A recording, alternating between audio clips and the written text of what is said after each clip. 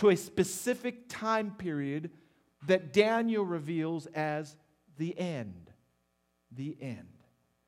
This is the time when natural disasters are proliferating. Ethnic strife is increasing throughout the world. There's a time of social instability. So you can see why Jesus said, read this book and understand it. The book that we're going to study in our spiritual journey is a must-read book. Amen? It is the best book to start off with 2011.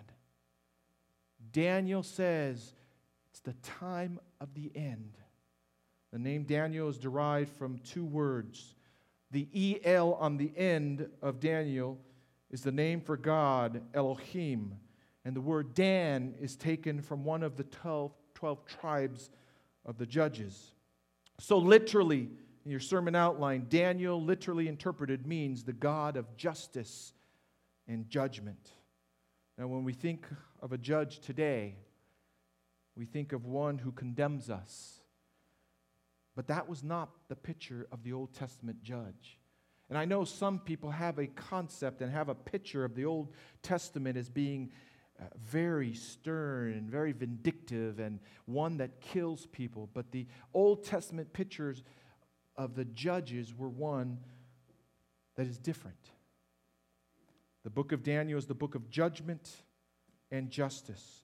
The judge in the book of Daniel is the one who sets all things right.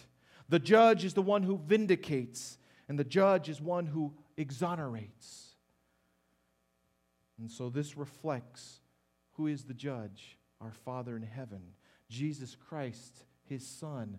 He is one who will vindicate and exonerate us at the last days and the judgment time of this earth's history, and ultimately will set everything straight.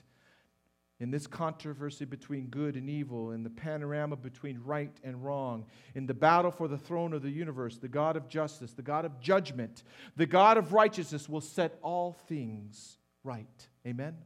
That's the God that we serve. That's the God that's revealed in the book of Daniel. Amen? Daniel 1:1 says this, in the 3rd year of the reign of Jehoiakim, king of Judah, Nebuchadnezzar, king of Babylon, came to Jerusalem and besieged it. You have two cities, Babylon and Jerusalem, two kings, Nebuchadnezzar and Jehoiakim.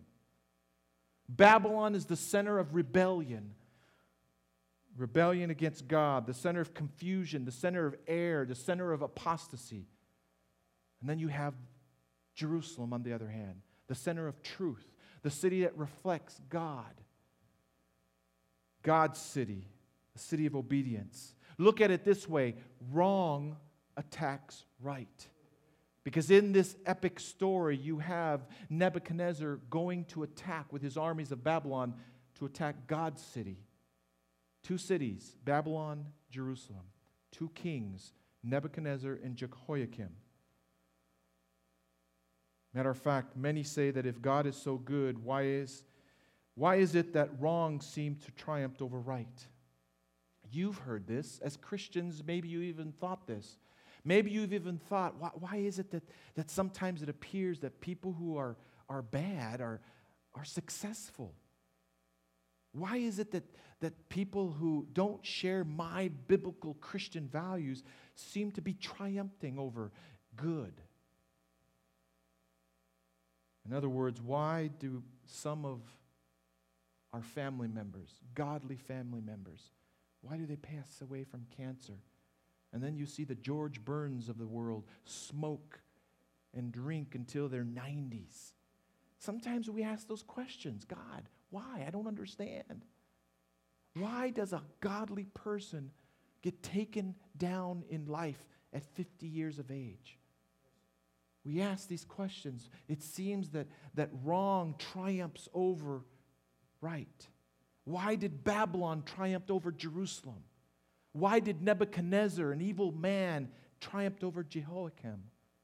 Well, Jehoiakim wasn't the picture of perfection either, by the way. Maybe that's one reason why God allowed that. But these are questions that we ask in the day and age that we live. God, why? Why did that young man in Anaheim wipe out the Angels' starting pitcher? and the other young lady in the car and then walk away. Run away from the accident. Why? Why does it seem that wrong triumphs over right? Why do people who drive drunk on New Year's Eve, after drinking for a Super Bowl party, hit a family and wipe out the family? And they're still alive. Why? If God is so good, why does wrong seem to be on the throne? And yet in Daniel chapter 1, we see a great defeat for God. His city, Jerusalem, finds itself in ruins. Just that can discourage you. God, why? Why did you allow this evil despot Nebuchadnezzar to take over your city? Daniel 1, verse 1, introduces the great controversy theme. The entire great controversy, if you've read that gem of a book, is played out in chapter 1 of Daniel. The conflict between Christ and Satan, between good and evil, right and wrong, unfolds all through the first chapter. King Nebuchadnezzar looks at a number of young Israelites who were brought back as captives. When Babylon took over Jerusalem, they brought back a whole boatload of captives. We're taking you Jews. We're taking you Hebrews. We're taking you Israelites back with us to Babylon. And so Nebuchadnezzar looks at these young Israelites in order to brainwash them in the University of Babylon. Why? Because brainwashing them was what the king wanted to do. Because if the king can brainwash these young, captive, intelligent, bright Israelites, he can send them out as puppet rulers. Human nature doesn't change. Human nature today is no different than it was 2,000, 4,000 years ago. What did the Soviet Union do? They sent people to re-education camps. What did Hitler do? He sent people to re-education camps. It's no different with all the isms in the world. Communism, fascism, Nazism. They all seek to brainwash you, to change you, so that you can be the puppet for them. No difference with this situation. Nebuchadnezzar takes these 4 Hebrew young men in particular. Daniel chapter 1, starting in verse 3. Then the king ordered Ashpenaz, the chief of the officials, to bring in some of the sons of Israel, including some of the royal family and of the nobles. Verse 4, youths in whom was no defect. These particular young men were top-notch young men.